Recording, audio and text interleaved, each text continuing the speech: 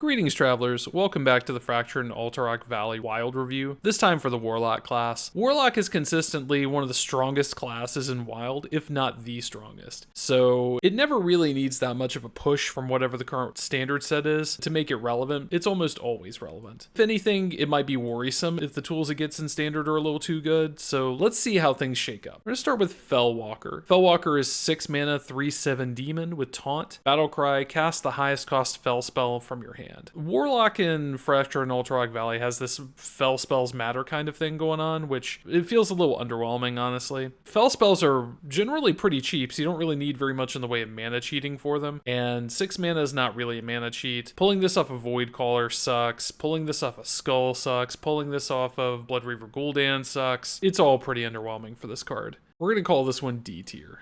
Next is Desecrated Graveyard. 3 mana, at the end of your turn, destroy the lowest attack minion to summon a 4/4 Shade. Last 3 turns. This card has some pretty obvious combos, right? Like, on turn 3, you can play this, destroy an egg that you played on turn 2, like play a Nerubian egg, and then get 2 4/4s. So, pretty substantial board swing. This works with other eggs too, works with other death rattles, pretty easy to set up. It works in the cute lock deck because you can just blow up a target dummy and get a sizable minion. It might be a little expensive for that deck, relatively speaking.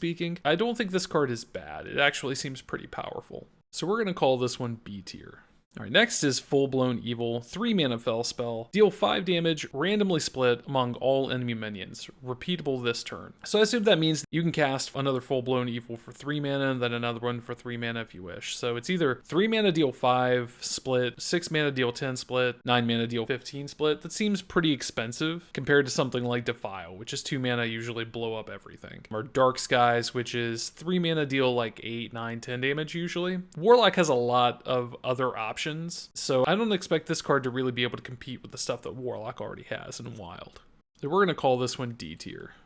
Next is Grave Defiler, 1 mana 2/1, Battlecry, copy a fell spell in your hand. On the face of it, this looks like it's the same kind of value you get out of Kobold Librarian, except Kobold Librarian gives you a real card from your deck, deals damage, which accelerates giants, so it's not even a fair comparison. Copying fell spells is kind of sus because there aren't that many good fell spells. Like, what are you copying? Seeds of Destruction? Actually, you know what? Let's take a look at what the fell spells are. So what kind of fell spells does Warlock even have? Like, you have all the new stuff. Like, Demonic Assault's good, Dark Portal might be good, Dark Skies is good, Nether Breath is good. Sometimes you see Fist of Jaraxxus, maybe Demon Wrath, maybe Fellfire Potion. Am I really excited to be able to make extra copies of any of those cards? No. I think C tier is generous for this. Next is Seeds of Destruction, 2 mana fell spell, shuffle 4 rifts into your deck, they summon a 3/3 Dread Imp when drawn. So Dread Imps, by the way, are just generic demons. I think spending 2 mana and a card up front to potentially get 4 underwhelming minions for 0 mana later on down the line is, I mean, this is the kind of card that you play early and then your opponent kills you. Or you play it and you make the minions, those minions die to whatever your opponent has to answer it, or this doesn't interact with a combo. I mean, I'm not really seeing very much of an upside. Because you don't get the value up front, and the value is kind of random, it's hard to really justify playing this card.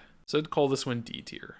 So next is Fellfire in a Hole. 5 mana, draw a spell, and deal 2 damage to all enemies. If it's a fell spell, deal 1 more damage. Fellfire in the Hole is kind of expensive for what it does. 5 mana, draw a card, deal 2 damage to all minions. Compare this to like Holy Wrath, which can potentially kill your opponent. Holy Nova, which is bad, they made it cheaper. I don't know, like this being a one-sided Excavated Evil might sound good in theory. Like maybe you play this in like old school Reno Lock. Maybe. Even in that case, it's really fringe, hard to get it to work. We'll say this one is C tier.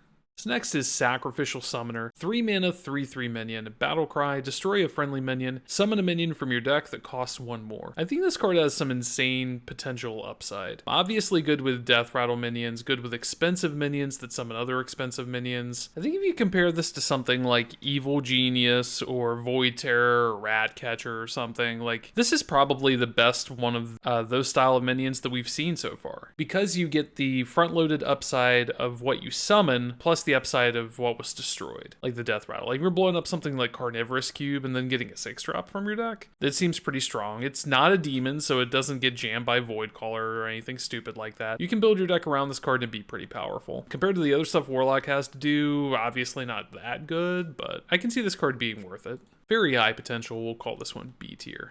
Next is Tamson's Phylactery. 4 mana legendary spell. Discover a friendly death rattle minion that died this game. Give your minions its death rattle. So there's probably going to be some meme combo that works with this. Kind of like Xyrella, but cheaper, kind of. I don't know. Maybe you can turn it into like Void Caller or Go-Go or something. Play it with like Enhanced Dreadlord's Death Rattle or something like that. There's probably some ridiculous combo that I'm missing, but the combo's probably not actually that ridiculous if you consider that this is a legendary spell. You can only play 1 copy of it. It's altogether strange. I think I have to put this one D tier.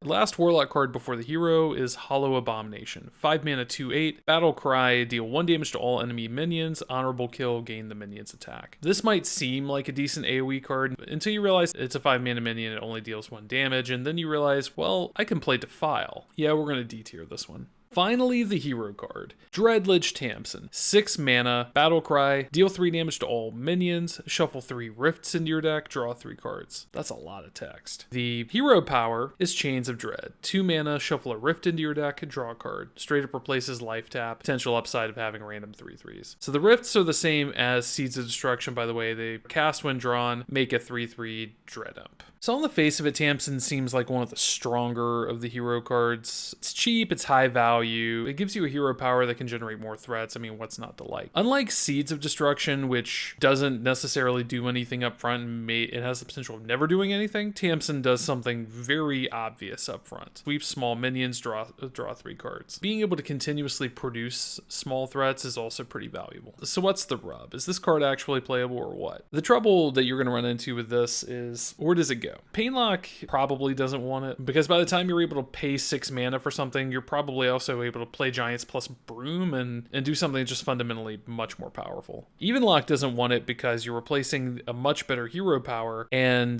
the draw might be like critical massive draw. 6 mana draw 3 cards in a deck that already draws 2 cards per turn. It's a lot of cards. You have access to cheaper AoE removal, you have access to, you don't really care about the rifts, so even Warlock not really doing it. Same thing with Reno Lock, right? Like traditional Reno Lock plays Blood Reaver Gul'dan, plays N'Zoth, you have better things to be doing. So this has trouble competing with all the other good things that Warlock can do. You play this in Q block, again you have Blood Reaver Gul'dan. So in the end, it's probably going to be like something that sees play on its own, right? Like probably like an offshoot of a standard deck or something is going to have an influence in Wild, if that. So it's kind of weird and sad to look at this card and be like, yeah, if you were in any other class but Warlock, you would be nuts. I have to call this card C tier, and that's kind of unfortunate for what it does. That's it for Warlock. The last class coming up in the next video is going to be Warrior, so hope to see you there.